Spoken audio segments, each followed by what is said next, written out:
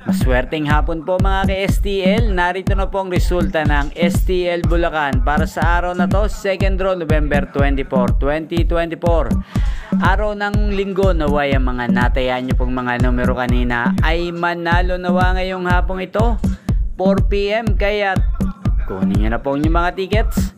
Narito na po ang resulta. Ang mga numerong nanalo sa STL Bulacan ngayong hapong ito, November 24, 2024. Second draw result, 4 PM. 14 at 10 in exact order sa lahat po ng tumaya kanina para sa second draw ng 14 at 10.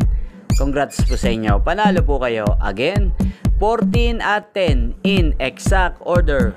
At ngayon, shoutout po natin sa STL Bulacan, si Kuya Junior.